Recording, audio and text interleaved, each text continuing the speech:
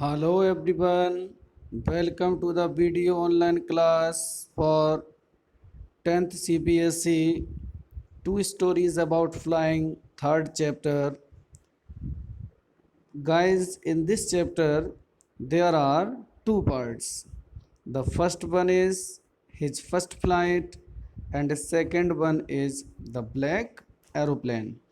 Guys, in the last video I have covered the video of this first part, and now you are going to join the second part of the Black Aeroplane by Frederick Forsyth. Guys, here very first we would join the glimpse of the chapter. Glimpse means the previous preparation of the chapter. The Black Aeroplane, written by the Frederick Forsyth, is a mystery story. Guys, ये एक mystery story है. इस story में आप एक रहस्य को जानेंगे. The story revolves around a mystery. तो ये स्टोरी एक मिस्ट्री के इर्द गिर्द घूमती है. Who was the another pilot, means another pilot कौन था. The narrator was on his way to England. Narrator जो था वो इंग्लैंड रास्ते में था. hoping to have a good breakfast. वो उम्मीद कर रहा था कि वो एक अच्छे इंग्लिश ब्रेकफास्ट को अपने फैमिली के साथ शेयर करेगा. गाइस, जिस प्रकार से आप इस सीन में देख रहे होंगे कि एक पूरी कंप्लीट फैमिली बैठी हुई है, जॉइंट फैमिली, जिसके साथ जो नरेटर था वो सोच रहा था. Yes, and next we would join the next page here. But he saw a great storm clouds ahead of him. जैसे ही वो जो पायलट था तैयार होता है अपने एरोप्लेन में, जहाँ से वो अपना उड़ान तैयार करता, अपनी फ़्लाइट तैयार करता है, तो देखता है कि रास्ते में जो ह्यूज माउंटेन्स थे, शेप्ड क्लाउड्स, बड़े बड़े पहाड़ से बनने लगे बादलों में. The narrator risked to enter in the clouds. तो नरेटर ने यहाँ पर क्या रिस्क ले ली उस क्लाउड्स में एंटर करने के लिए.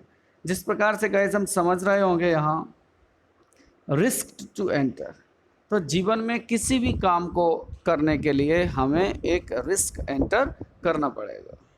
No sooner he entered in the clouds. वो क्लाउड्स में एंटर्ड भी नहीं कर पाया था कि एवरीथिंग टर्न ब्लैक, कि सारा कुछ चारों तरफ से अंधकार सा छा गया था. गाइस, जिस प्रकार से आप इस सीन में देख पा रहे होंगे कि ये जो फ्लाइट है, ये फ्लाइट नरेटर लेके फ्लाइंग कर रहा है, इंग्लैंड के लिए निकल रहा है अपनी फैमिली के साथ ब्रेकफास्ट करने के लिए. लेकिन अचानक उसका जो फ्लाइट होती है तो वो बादलों में घिर जाती है. उसके बाद क्या होता है, उसके बाद देखते हैं कि he saw an another aeroplane without lights on its wings. तो जब वो रिस्क ले लेता है तो वो क्लाउड्स में अंदर प्रवेश कर जाता है, तो वो देखता है कि एक अनदर प्लेन जो उसके पीछे से उसको फॉलो कर रहा था, तो उसके विंग्स पर, एरोप्लेन के पीछे कोई भी लाइट्स नहीं थी. The pilot waved his hand to the narrator and asked to follow him. तो नरेटर को ये लगा कि उसका जो पायलट है वो हमको हैंड वेव कर रहा है कि आओ और हमको फॉलो करो.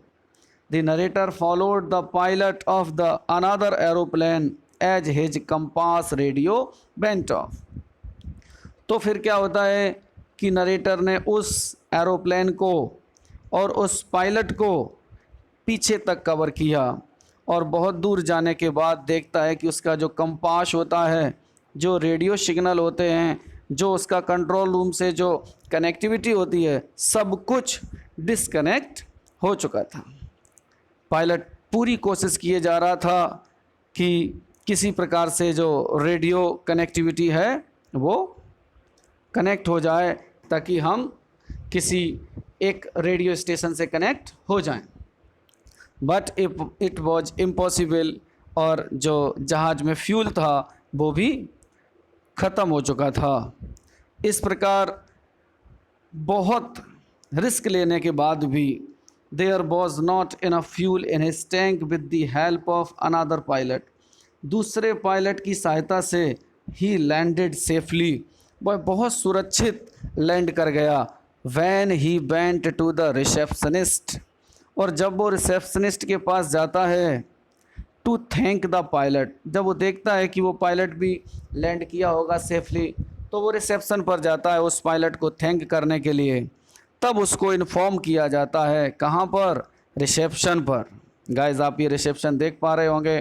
पायलट यहाँ पहुँच जाता है, और यहाँ पहुँचने के बाद जब वो सेकंड पायलट को थैंक्स करने के लिए जाता है, तो उसे वहाँ पर इन्फॉर्म किया जाता है कि there was no any other plane flying in the sky that night, कि उस रात तो कोई प्लेन था ही नहीं उस पूरे आसमान में आपके प्लेन के अलावा।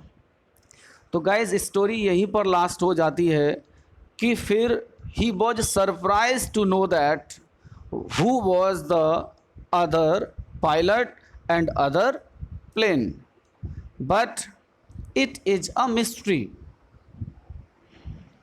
फिर क्या होता है, फिर आगे कोशिश की गई है आपको एक शॉर्ट समरी देने की, जो कुछ पॉइंट्स के माध्यम से आप लोगों को कवर अप किया गया है।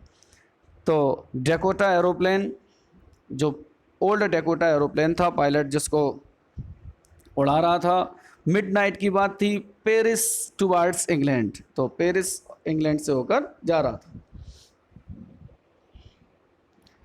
Dreams of spending holidays with his family, तो छुट्टियां अपने फैमिली के साथ उसको बितानी थी।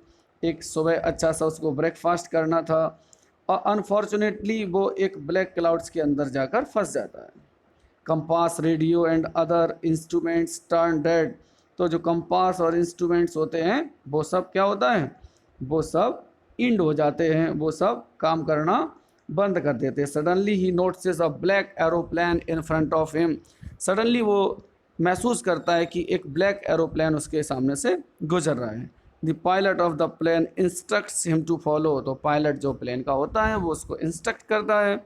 ही looks like an obedient child but in the mean times his fuel tank gets exhausted, तो उसका जो फ्यूल टैंक होता है वो एग्जॉस्टेड हो जाता है, खाली हो जाता है। कंट्रोल रूम जाता है और दूसरे एरोप्लेन के बारे में पूछताछ करता है। But he is dumb struck, बिल्कुल शांत रह जाता जानकर कि कोई भी एरोप्लेन उस समय उस रात रडार पर नहीं था। Who helps him to arrive safely without a compass और ए रेडियो और without any more fuel in his tank, कि कौन उसकी मदद कर रहा था जब भी उसके पास कोई कंपास नहीं था, कोई रेडियो नहीं था, कोई भी उसके पास कनेक्टिविटी नहीं थी। तो गाइज यहाँ पर क्या है, take risks and face challenges. तो गाइज यहाँ पर कोशिश की गई है एक मोरल को देने की कि करेज इज़ गाइडेड बाई फेथ। जो करेज है, साहस आपके विश्वास के साथ जुड़ जाता है। टेक रिस्क, जीवन में रिस्क लें, फेस चैलेंजेस और चुनौतियों का सामना करें। तो वो जो पायलट था बहुत ही ब्रेव था। तो इसी प्रकार से हमको भी अपने जीवन में रिस्क आने के साथ साथ उनकी चुनौतियों को फेस करना चाहिए। Thanks for watching this video and guys I suggest all of you complete your fair with NCERT questions and the summary of the chapter, and you can help the video points and video online details and all the documents, and you can get the hints from these images. Thanks again for watching this video and support.